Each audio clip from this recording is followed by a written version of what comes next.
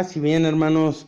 Bueno, pues hoy nos trae por aquí el tema de el pentecostalismo. Bueno, les voy a ser sincero, me costó un poquito de trabajo. ¿Por qué? Porque cuando tomé el tema y empecé a buscar sobre el pentecostalismo, me encontré miles de doctrinas, bueno, muchas doctrinas y varias se contradicen entre ellas mismas dentro del mismo pentecostalismo. Me puse a checar y dije, bueno, ¿sobre qué rama del pentecostalismo voy a trabajar? ¿Por qué? Porque están las que creen en la Trinidad, las que no creen, los unitarios, los unicitarios, los que piden el diezmo, los que no lo piden, los que creen en el rapto, los que no lo creen, los que predican el evangelio de la prosperidad o del préstamo, los que no predican o no creen en ese evangelio, los que bautizan bebés, los que no bautizan bebés, los que admiten la homosexualidad, los que no la admiten, los que están a favor del aborto en algunas situaciones y los que están en contra. Bueno, pues encontré que hay muchas iglesias pentecostales trinitarias, y hay muchas pues que no son trinitarias, las unicitarias, y decidí tomar un punto de referencia para trabajar con este tema. Bueno, pues el tema de hoy es el pentecostalismo. Y comenzamos. El pentecostalismo ha sido considerado como una reforma dentro de la reforma protestante. ¿Cuál ha sido su secreto para la difusión que tiene ahora? El secreto consiste en haber sabido encontrar y darle el lugar que le corresponde al Espíritu Santo en nuestras vidas, en sus vidas y en la de la iglesia. A esto precisamente se debe que tengan un éxito misional, al hecho de que ponen en primer lugar todas las acciones del Espíritu Santo, mientras que las iglesias históricas tenían como encerrado al Espíritu Santo. Los pentecostales lo soltaron completamente, tratando de revivir las hazañas del principio, los milagros, los prodigios, los portentos, dicen ellos, y pues de alguna manera su fe ha sido premiada. ¿Qué tienen en común con lo que algunos llaman las iglesias históricas, las iglesias de tradición, con el catolicismo, con la ortodoxia, el anglicanismo, el protestantismo histórico? Bueno, pues uno creen en la Santísima Trinidad, en la divinidad de Cristo, el único Salvador y Señor de todos. Creen en el pecado original, en la redención por la sangre de Cristo, en el premio para los buenos y el castigo para los malos. Creen en la segunda venida de Cristo de una manera especial, insisten en el cambio de vida, y pues este cambio de vida es exigido para los que ellos llaman los renacidos, que son los que han aceptado a Cristo en su corazón. Bueno, pues en común con los protestantes, aceptan la Biblia como única regla infalible de fe y de conducta. Celebran la Santa Cena como recuerdo de la muerte del Señor, y teóricamente pues aceptan la doctrina de la sola fe, la justificación por la fe. Mientras en la práctica insisten demasiado en la conversión y las buenas obras. Bueno, pues entre prédica y práctica se ve un poquito la contradicción, pero bueno. En común con los bautistas, realizan el bautismo por inmersión solamente para adultos. Como característica propia, dan un énfasis al bautismo en el Espíritu Santo, considerado como necesario para la plenitud de la vida cristiana. Aclaro, considerado para ellos. Como el bautismo en agua ofrece un nuevo nacimiento, así la recepción del Espíritu Santo lleva a la santificación plena. Su presencia se manifiesta exteriormente por los carismas, entre los cuales destacan el don de lenguas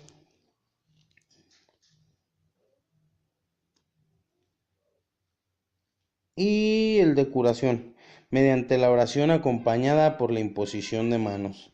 Para los pentecostales, los prodigios de Pentecostés tienen que acompañar siempre la vida de la iglesia. Son fundamentalistas, insisten demasiado sobre el fin del mundo que ya viene, sobre la interpretación literal de la Biblia cuando les conviene y hecha por el pastor. Por lo general los pentecostales son muy anticatólicos, ya lo sabemos. Sin embargo, ya algunas ramas han empezado a abrirse al espíritu ecuménico y empiezan a orar con los católicos. Hay mucho sentimentalismo y un exageradísimo recurso a lo que son las revelaciones personales para afirmar las opiniones propias, las del pastor, consideradas como dogmas, autoritarismo excesivo de los pastores sobre los feligreses. Sabemos que en estas iglesias se cree lo que el pastor dice y así es, punto. Ya el que no quiera se sale y se hace su propia iglesia pentecostal. Muchas veces el don de lenguas no es auténtico, se repiten los mismos sonidos guturales que no se entienden. El día de Pentecostés sucedió todo lo contrario, todos oían en su propio idioma. Esto lo podemos ver en Hechos 2:11. Dice, y veamos aquí lo que nos dice San Pablo con relación al don de lenguas. Vamos a ver en 1 Corintios 14, 18 y 19. Ojalá pudieran leer todo el capítulo 14 de 1 Corintios, para que vean qué es lo que dice Pablo en completo en cuestión del don de lenguas. Dice Pablo en el 18 y en el 19, dice, doy gracias a Dios porque hablo en lenguas más que todos ustedes.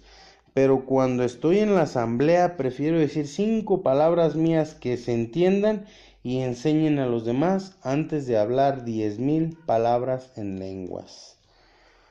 Bueno, pues referente a lo que es el don de lenguas, Pablo también nos dice que si hay quien hable en lenguas, en el versículo 13 nos dice, por tanto, el que hable en lenguas pida a Dios el don de interpretarlas, porque si rezo en lengua, mi espíritu reza, pero mi entendimiento no saca fruto. ¿Qué debo hacer entonces? Orar con el espíritu, pero también con el entendimiento. Debo cantar con el espíritu, pero también con el entendimiento. Bueno, Pablo nos dice también que si hay quien ora en lenguas, que sea 1 o 2 y con limitación de tiempo. Dice, y que haya también quien las interprete. Si no hay quien las interprete, que éste se calle y guarde su don para Dios y para sí mismo.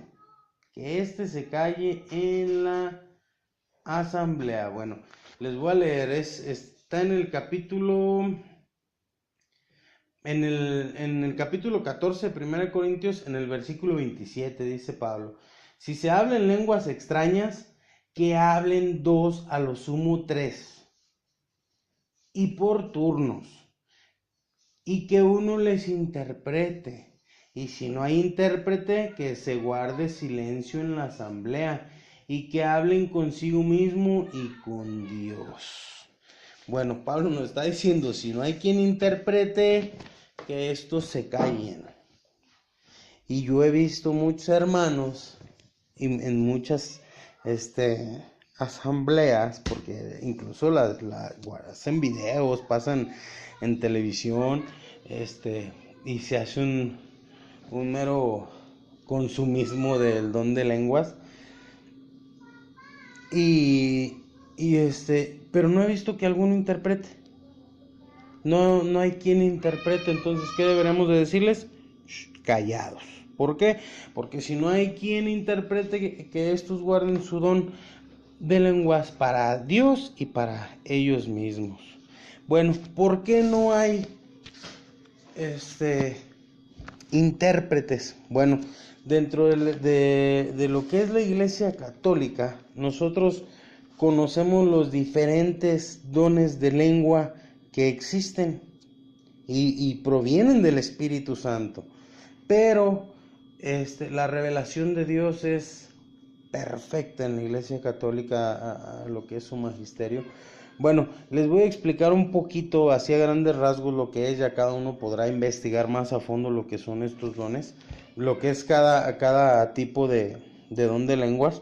Bueno, el primero todos lo conocemos, lo podemos ver en Hechos 2:11, que es la xenolalia, la de Pentecostés. Todo lo contrario a lo que sucedió al fenómeno de Babel, que ahí Dios hizo la dispersión de lenguas.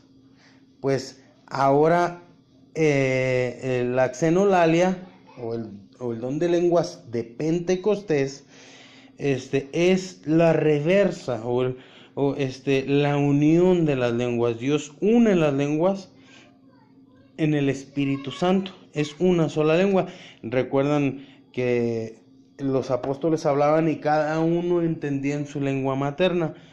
Pocos santos en la Iglesia Católica han tenido ese don. Pocos. Fuera de la Iglesia Católica yo no conozco a nadie que haya tenido ese don. El que haya tenido el verdadero don de Pentecostés. Uno de ellos fue el Padre Pío de Pietrelcina.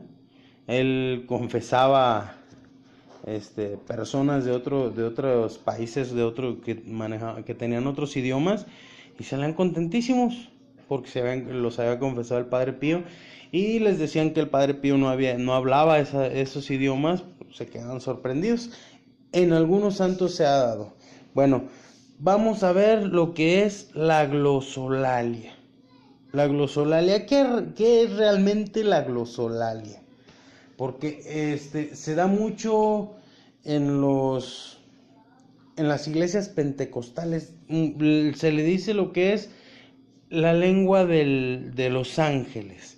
¿Por qué? Porque son gemidos, son sonidos ininteligibles, que no se entienden. ¿Por qué no hay interpretación en ellas?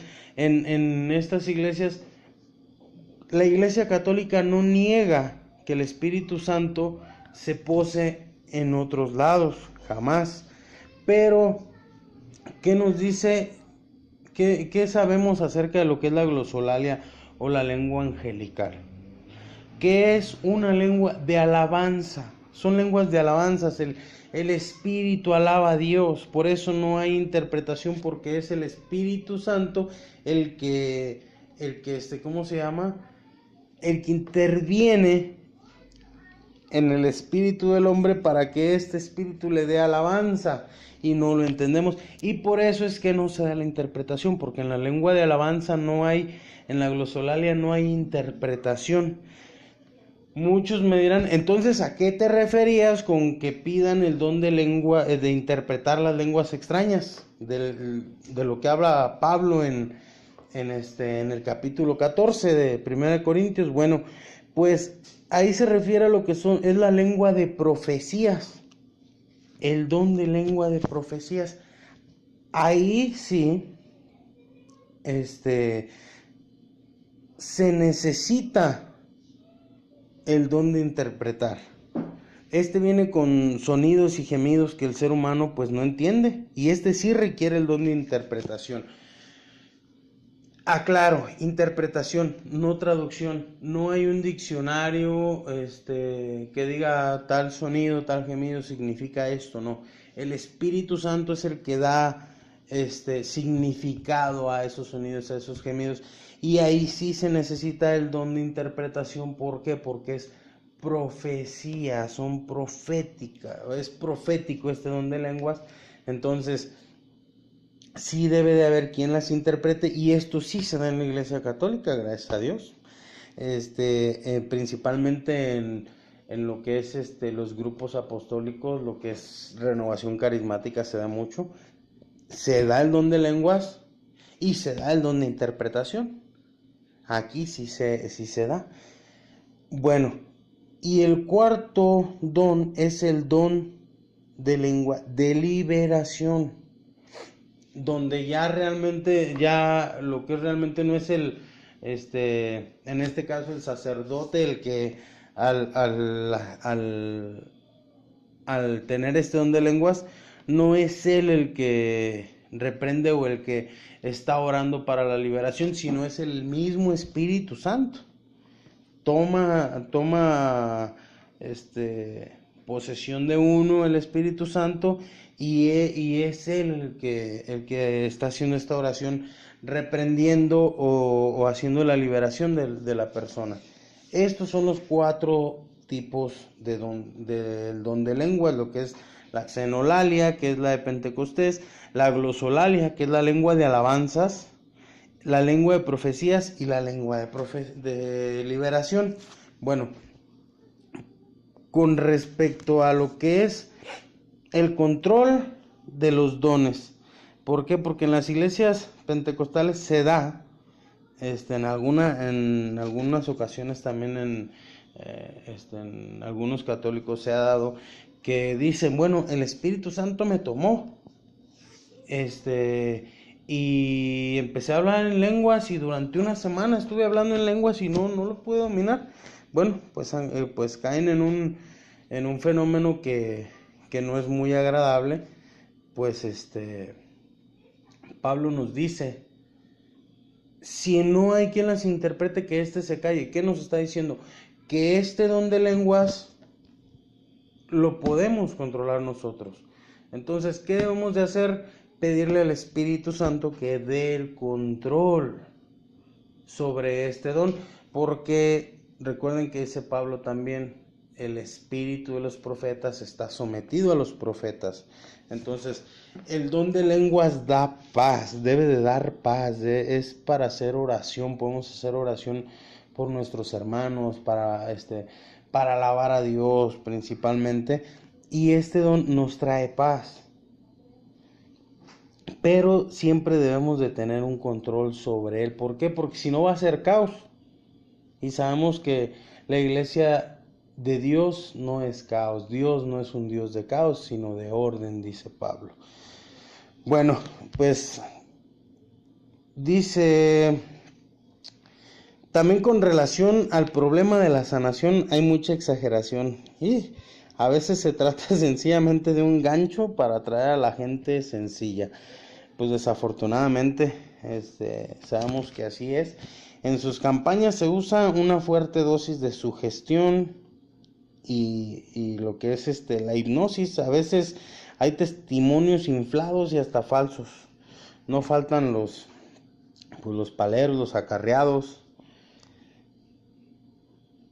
Decía, hay una historia, ¿no?, de que un predicador afirmó que había resucitado 11 muertos, curado a miles, millones de enfermos, y resultó que un día su equipo de propaganda se accidentó y pues murieron los muertos, murieron algunos, los muertos al panteón, los heridos al hospital, y el famosísimo predicador siguió con sus cuentos como si nada hubiese pasado. Entonces hay que nos entender, si él ha curado millones de enfermos y ha resucitado 11 muertos, bueno, no lo hizo con su equipo.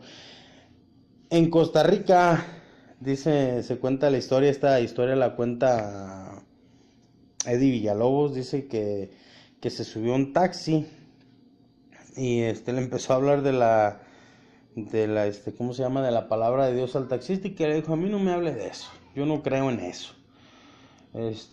Y él le preguntó que por qué pues así tan despectivo, y le dijo el taxista que un día llegó un señor con su silla de ruedas al culto, el señor lo invitó, y cuando él entró al culto vio que el de la silla de ruedas se paró de la silla de ruedas y empezó a gritar, soy sano, soy sano. Y él lo había visto caminar, pues él lo llevó pues con toda su silla y lo había visto caminar antes de entrar al culto. Entonces, bueno, hay muchos trucos, hay muchas trampas, Y pues ya llegamos a lo ridículo y a lo que es ya algo abusivo, pero más ridículo que nada cuando dicen, pon tu mano en el radio o pon tu mano en la tele y entrégate a Cristo o pide el milagro que necesitas. Bueno, aquí ya estamos rayando en lo más ridículo porque pues realmente ellos no creen en la intercesión de los santos, pero sí creen que, que mediante la tele ellos pueden hacer muchas cosas. Bueno, se concluye siempre de la misma manera. Envía tu ofrenda a Dios y te bendecirá y te recompensará al 100 por 1. O sea, vemos enlace y ya sabemos que de volada es la ofrenda de los aceites milagros. Todo. El chiste es mandar, te tienes que mandar dinero. Utilizan la oración con un sentido mágico, como si tuvieran el poder de obligar a Dios a hacer cualquier cosa o cualquier milagro. Señor, entra en este cuerpo y sánale. Este Espíritu Santo, sopla. Contradicen la actitud de Cristo llena de humildad y silencio. Ellos buscan cualquier oportunidad para exhibirse. Tú cuando reces, entra en tu pieza, cierra la puerta y reza a tu Padre que comparte tus secretos y tu Padre que ve los secretos te premiará. Mateo 6:6. Jesús le ordenaba a Dios, Jesús siendo Dios, siendo la segunda persona de la Trinidad. Esto no se me olvida porque hay mucho en el catolicismo también, de repente se infiltra. No se me olvidan las palabras cuando Cristo le dijo, Padre, si es posible que este cáliz pase, pero no se haga mi voluntad, sino la tuya. Y pasas enlace, no que le cambies a verlo, pasas el canal de enlace de este canal evangélico, este pentecostal o bueno, protestante el canal. Y todos los pastores ordenándole a Dios y Espíritu Santo sopla y libera y Dios, el Espíritu Santo va a sanar. Bueno, mucha contradicción con las palabras de Cristo. Tú, en cambio, cuando das limosna, no debes saber tu mano izquierda lo que hace tu derecha. Cuida que tu limosna quede en secreto y tu Padre que ve los secretos te premiará. Mateo 6:3. Jesús dijo enseguida, no lo digas a nadie, sino ve a mostrarte al sacerdote y presenta la ofrenda ordenada por la ley de Moisés, así comprobarán lo sucedido. Mateo 8:4. Discreción, humildad. Los pentecostales pues andan gritando por el mundo y prometiendo un mundo sin dolor, lo que pues sabemos que es antibíblico, es anticristiano. Veamos qué dice Pablo en 2 Corintios 12:9. Dice, en efecto, ¿qué contestó Jesús a Pablo cuando le podía ser liberado del aguijón que lo atormentaba? Te basta mi gracia. Proverbios 3:12, Hechos 12:5-11. Es que Dios prueba a quien ama. Un mundo sin dolor es contrario a la voluntad de Dios. También en esto el discípulo tiene que imitar al maestro. Al mismo tiempo, los pentecostales aseguran éxito y prosperidad a los que se entregan a Cristo. En el fondo, están inventando una religión a la medida del hombre según sus deseos. Por eso sus éxitos pues jamás convencen. Al menos por un tiempo y después, tarde que temprano, se despiertan muchos de ellos. Bueno, ¿qué nos dice Jesús al respecto? En Marcos 8:34 y 35 nos dice, luego llamó no solamente a sus discípulos, sino a toda la gente y les dijo, si alguno quiere seguirme, que se niegue a sí mismo, tome su cruz y sígame, pues quien quiera asegurar su vida la perderá, y quien sacrifique su vida por mí y por el Evangelio se salvará. ¿Qué ejemplo nos dio Pablo? 5 veces los judíos me condenaron a los 39 azotes, 3 veces me apalearon, una vez fui apedreado, 3 veces naufragué y una vez pasé un día y una noche en alta mar. Tuve que viajar no sé cuántas veces con peligros en los ríos, con peligros de bandidos, peligros de parte de mis compatriotas, peligros de parte de los paganos, peligros en la ciudad, peligros en los lugares despoblados, peligros en el mar, peligros entre falsos hermanos, trabajos y fatigas, con noches sin dormir, con hambre y sed, en frecuentes ayunos, con frío y sin abrigo. Segunda de Corintios 11, 24, 7, hermanos. Bueno, pues ya aquí Jesús y Pablo nos echan por el suelo el evangelio del préstamo. Cree en mí y te presto para que en esta vida vivas bien, sin sufrimiento y con prosperidad. Dice Pablo en 1 Corintios 9, 27, castigo mi cuerpo y lo someto, no sea que después de predicar a los otros venga a ser eliminado. Gálatas 2:19, estoy crucificado con Cristo. Como organización, vamos a verlo desde la organización. Cada pentecostal se siente destinatario de la gran misión de Cristo. Marcos 16:15, y lo hacen ver hacia a la gente. Vayan por todo el mundo y prediquen mi evangelio a toda la criatura. Marcos 16:15. Por lo tanto, cada pentecostal se siente comprometido con la evangelización. Al contar con un cuartito y un pequeño aparato de sonido, ya están pensando en fundar su propia iglesia, en la cual él y solo él será el jefe indiscutible, dirigido directamente por el Espíritu Santo, y pronto se lanzará a la conquista, gritando por las calles y las plazas, molestando a la gente del vecindario y condenando a cualquiera que no pertenezca a su iglesia, la única que predica la verdad y lleva la salvación. Esto me acordé de un pastor, no sé quién lo nombró pastor, muy agresivo el señor, medio un poquito chiflado, todos sabemos de quién hablo. Qué actitud tan indiferente la de Cristo, que pasó haciendo el bien. Qué actitud tan diferente la de Cristo, que pasó haciendo el bien. Lo podemos ver, Hechos 10:38, sin gritos ni amenazas de ninguna clase. No clamará, no gritará, no alzará su voz. En las calles no romperá la caña quebrada, ni aplastará la mecha que está por apagarse. Isaías 42, 2 al 3. Bueno, pues actualmente solo en los Estados Unidos habrá alrededor de unas 30,000 iglesias o grupos pentecostales independientes.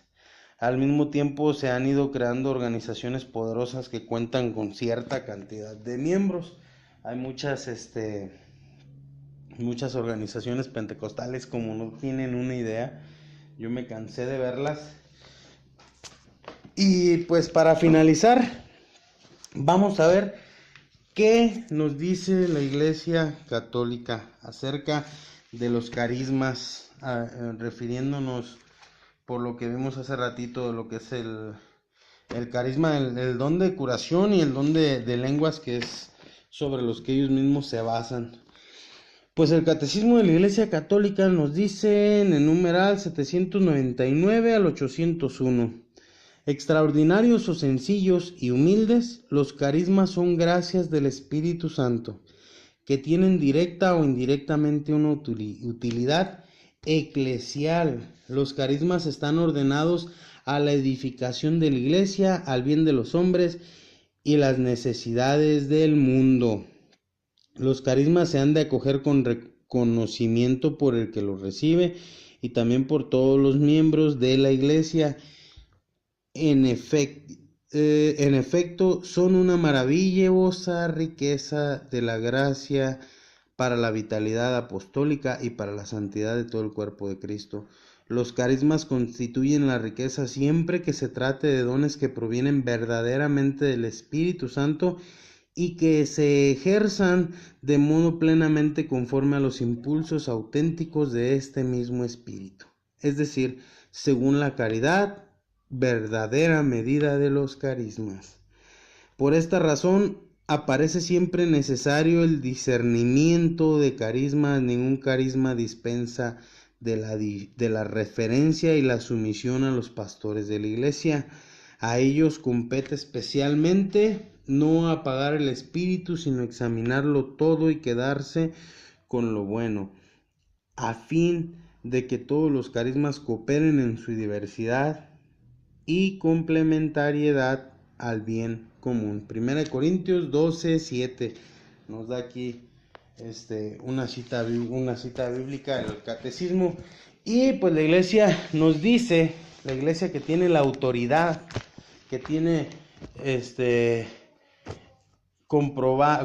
que la única que puede comprobar su línea ininterrumpida de sucesión, nos dice que los carismas son para la edificación del pueblo de Dios, para la edificación de la iglesia, y que los carismas los que tienen estos carismas deben de ser sumisos a los pastores, a la jerarquía.